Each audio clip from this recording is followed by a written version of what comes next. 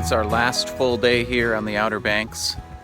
One of the last things we wanted to do was check out what's called the Lost Colony of Roanoke. The short of it is that there's a colony that was started here. This group from England came over, and one guy went back to England for 2 or 3 years. When he returned back to the colony, it was completely gone. No idea where the colony went, but everybody had completely disappeared. There was nobody left. And to this day, they don't know exactly what happened. They have little hints and clues regarding what happened. Maybe the people got sick. Maybe they got taken away by the Indians. Maybe they moved. They really have no idea. So we're gonna check it out today.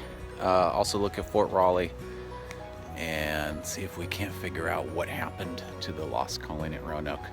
I will also mention during the summertime they put on a really big play on the lost colony of Roanoke right next to the ocean out here.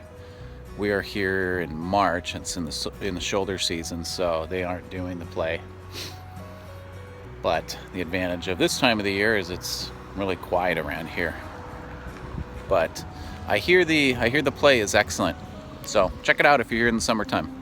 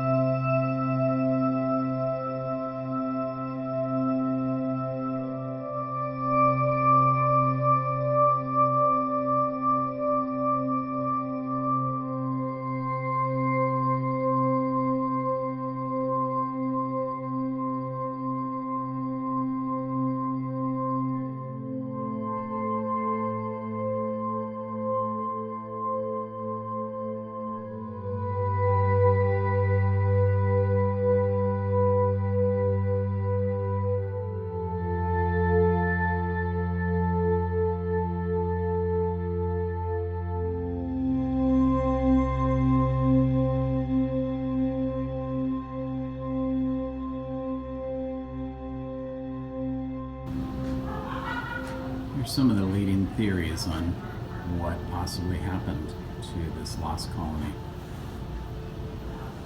Attacked, hurricane, disease, did they leave voluntarily?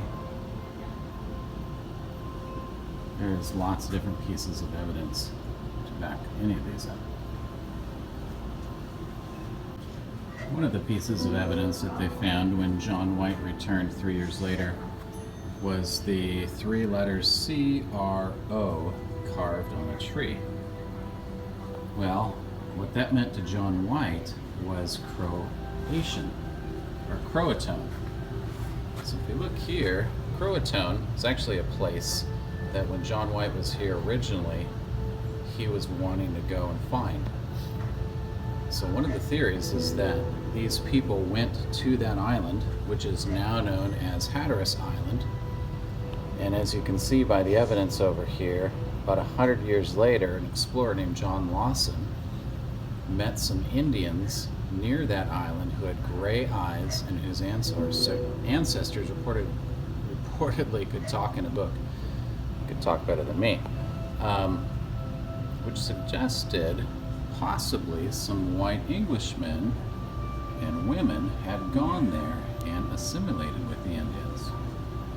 Another thing that is interesting about this colony is John White's granddaughter, who is Virginia Dare, was the first English woman born in America.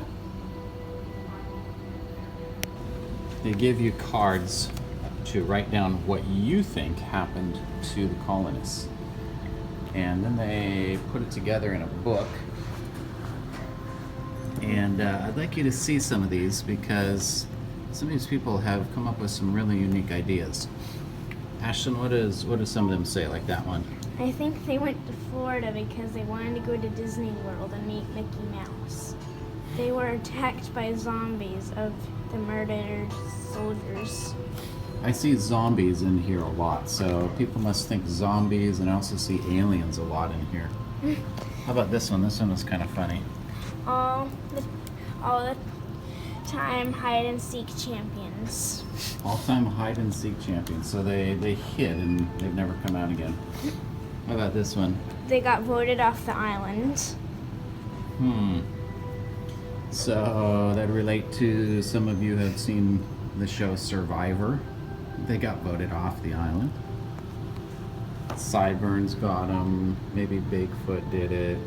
There's a funny one over here. It was all John White's dream. J.J. Abrams. Wait.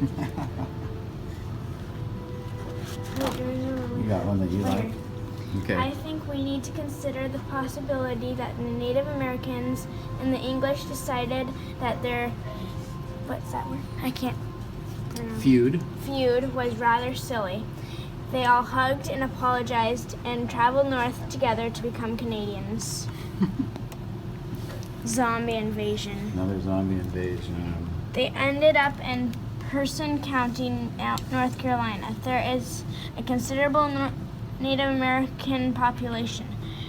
There is with surnames of Stuart, Martin, and Epes, at least one of which is on the ship's manifesta. No, that's actually a very logical one, because a lot of people do think that they went and assimilated with the Indians in the area. Thank you, Ashlyn. Yes, anytime. What do you think happened to the island of the Roanoke?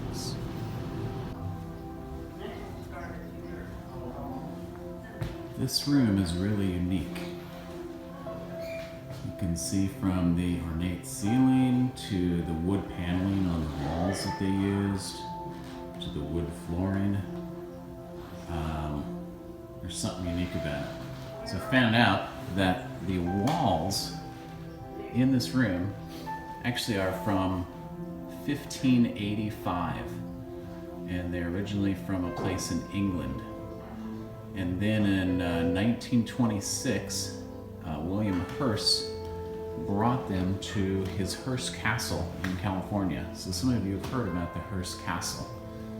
Well, these were installed in his castle.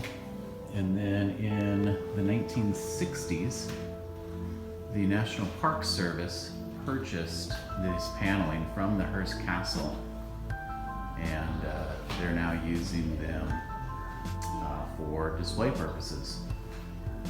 So the paneling in this room is almost 500 years old, but you can see it is just some really ornate woodworking. Really cool.